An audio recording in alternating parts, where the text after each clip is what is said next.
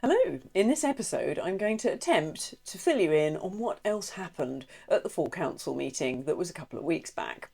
We've already had 2 episodes featuring 5 members of the public that had their say. Now there were 15 in total, so in the essence of time I'm just going to summarise what was said. Several people stood up to say how thoroughly not impressed they were with the council's monetary situation and their proposed budget. One of those people was the ex-rower James Cracknell, who, incidentally, as many of you know, is also running to be MP for Colchester. Whilst I'm sure Mr. Cracknell is a lovely man, and I certainly did my fair share of cheering when him and James Redgrave, or was it Steve Redgrave, whichever Redgrave it was, were doing the rowing at the Olympics, well done. So I was predisposed to liking him. Sadly, as soon as he opened his mouth, he had the opposite effect on me, because he immediately launched into an attack on our council about how badly they'd done with the finances. It's alarming to see that this Lib Dem controlled council, that has been supported by Labour for over a decade, has put interests of commercial projects above its statutory duty to provide core services to its residents. Now, whilst we all know that, it did make me come over all rather Royston Vasey. You're not from around these parts, are you? Criticising the council is for local people only, and you've only been here 5 minutes. At least wait till you've been here 10 minutes and you've been fully fleeced by the council and you've witnessed them for yourself wasting taxpayer money. Then come in and be properly peeved as opposed to this political peeved just for political gain, would be my advice. Not that you're going to listen. But anyway, so no, I just felt like saying, oh, go away. Though I will admit, had he been running as an independent, I'd have probably been all over him like a rash and wanted to go up and stroke his hair.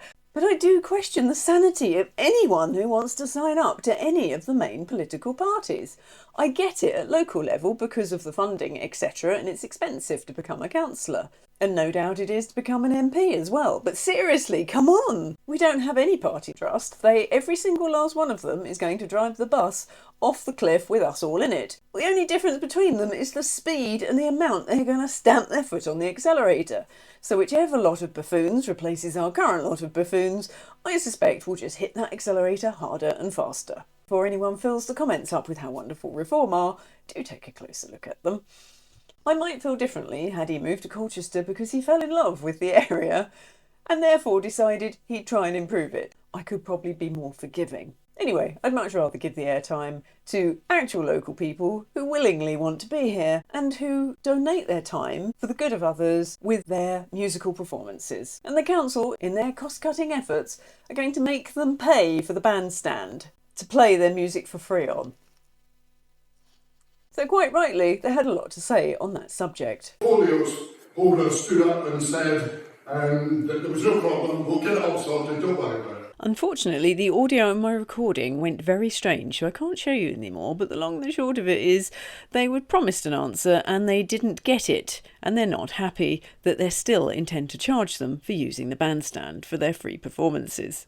Okay, on with the main thing, the budget. Yes, the budget, you know, the one where they were accused of salami slicing, as in making tiny cuts and not doing what is necessary to be done. Now, we know they are serious about the plan, because the plan now has a name. They're calling it Fit for the Future. I don't know who comes up with the naming, whether it's a specific department or just one person. I'd love to know who on earth thought Stane Park was a good idea.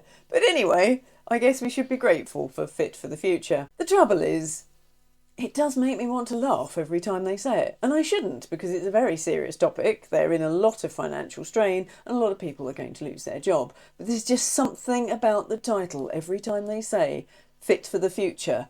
I just hear trumpets and an anthem, Fit for the Future! Do, do, do, do, do, every time they say it. So instead of Fit for the Future, I might just have to shorten it to FFT to stop myself laughing or singing, which is worse. I think what also gets me about the title Fit for the Future, it kind of has an air of, why do today what you can put off till tomorrow? I don't know, anything basically but fit for the future. We must tighten our belts and we have to raise more income and do less in certain areas, that is true. There was quite a lot of hot air over the budget, so rather than play clips from each individual councillor, I'm going to try and summarise it for you. Basically, the Red team said the financial situation was nothing to do with the Orange team. It was purely because the Blue team government had withdrawn loads of money from them and therefore they couldn't provide the services that they would normally. Which, yes, this is true. The Orange team also said it wasn't their fault and that it was the Blue team's government that caused the problem, not them.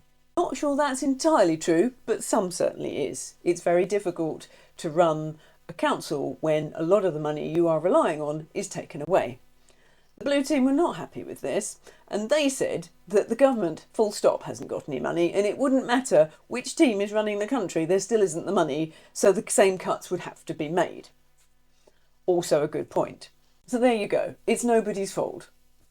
I have a slightly different viewpoint on this, having gone through their finances this time last year with a fine-tooth comb.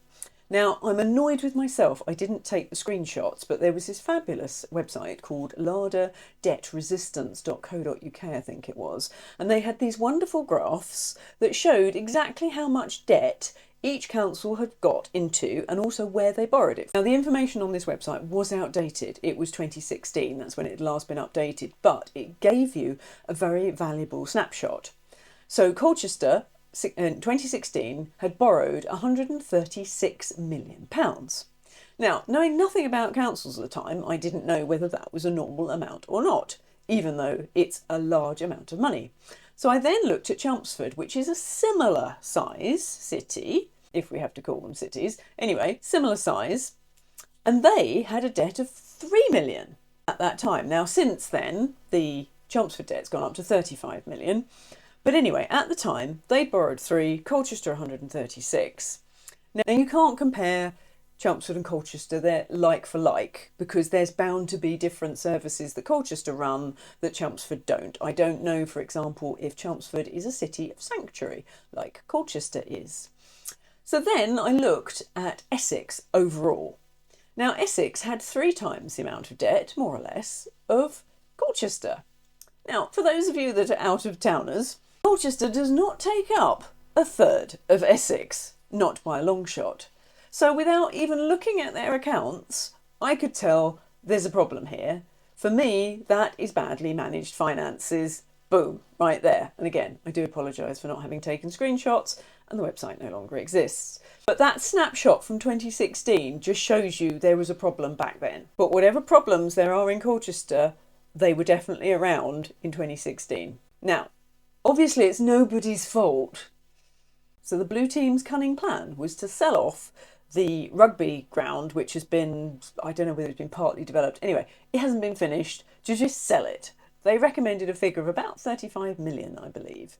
So basically, Councillor Dundas is saying that the council has wasted an awful lot of money on projects that were not successful and has accrued a £35 million debt it did not expect. The Mill Road land, which was where the rugby ground was, original business plan expected to be sold by 2022. This means the council has an extra annual interest bill of over £3 million a year, money which cannot be now spent on services residents expect.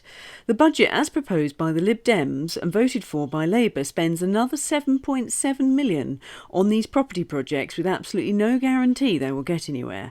Not unlike a gambler with one last throw of the dice, more in hope than expectation. This will add another £755,000 to the annual interest bill, which again has to be taken from the services. Our proposal was simple. Do not spend the £7.7 million, let a developer do it and let them pay the interest. Get on and sell the land like you always planned at market price. Pay off the debt, which was originally going to be paid by 2022, as soon as possible. This cuts the interest bill by nearly £4 million. So rather than paying £4 million a year to banks, spend it on services. This may sound simple because it is. Now, the counter-argument that Lib Dems and Labour made was that they need this affordable housing because there are, I forget how many, I think it was 289 families that are being paid for in temporary accommodation. Now, their argument was the bills are astronomical for this, so not having affordable housing at the end of it was going to cost them more in temporary accommodation, which are very good points. So who knows who is correct and who isn't? Certainly not me. Do leave your opinions in the comments. Now, the Orange and Red team did not like this idea because, As Councillor Paul Smith pointed out. But what I do know is that the property market is depressed at the moment. Land banks are falling. Are we really going to get a great price from a developer? The market doesn't always work. And as an economist, I can tell you that. And also I can tell you that this Conservative amendment and these Conservative amendments do not work. Not for us, not for this council, and definitely not for the people of Colchester, and especially those looking for temporary accommodation from this council. And he makes a very good point, I suspect. Now, what I don't know is whether the Blue team have already factored in the fact that it may not sell and they're putting it out at a price where it would sell at. I don't know that. So needless to say, the Blue team budget got rejected. Shocker, I know. I will, however, point out the blindingly obvious, and no doubt will get shot for it, but isn't it time we pause being a city of sanctuary? Because if we haven't got anywhere to put people and it's going to bankrupt us finding a temporary accommodation for it, it really doesn't seem to be sensible, no matter how sentimental you are all over it. So anyway, no sooner had they voted to basically make a lot of people redundant, the next agenda item was voting for a pay rise for the councillors. Oh, you couldn't make it up, could you? Anyway, that caused a lot of kerfuffle. I must admit I had left at this point because, one, I'd had enough, and two, my camera had died, so there was no point in sitting through it when I could listen to it in the comfort of my own home. Now, before we have a complete field day on them voting for a pay rise straight after they made a load of people redundant, there are good reasons. Councillor Nissan pointed out that those councillors that are being councillors full-time are really struggling financially. They're barely making ends meet. They're just not able to cover their bills. And why should councillors only be those that are affluent? It should be open to people from all walks of life. And yes, I agree. But then one could argue that, well, why not get a part-time job as well as, because other councillors are managing it? Anyway, whichever way you argue it, it's not an easy situation. So if there's reasons people can't have a job and be a councillor, but they're a good councillor, I don't know what the solution is. Whether we crowdfund, certainly, if everyone does like £1 a month for someone that's good to make it viable, because, I know with my own position doing this, my income's taken a massive hit, taking a year out virtually of work. So I'm going to have to reevaluate things fairly soon because I can't carry on like this.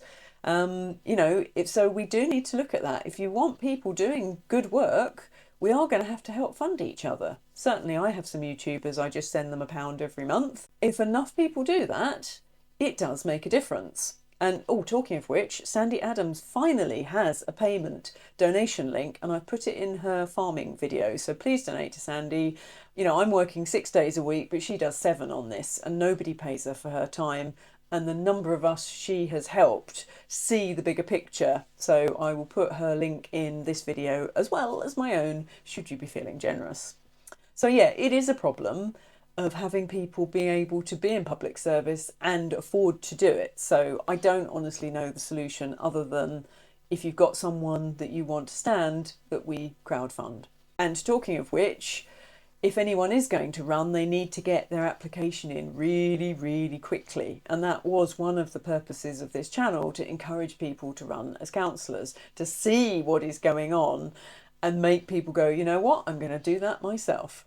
So anyway, a lot of councillors abstained, but it did get passed. And whilst I do appreciate the reasons that Councillor Nissen and others made, there is no getting away from it. No matter how you present it, there is just no getting away from it. It's very, very bad form to be voting for your own pay rise just after you're going to make people redundant with the previous thing you voted on. That's what happened. And no doubt we will be covering Fit for the Future in many, many episodes to come. It's one of those things that just isn't going to go away. So I really hope you're feeling fully fuffed after this episode. Personally, I think I could do with a lie down. Until next time, bye-bye.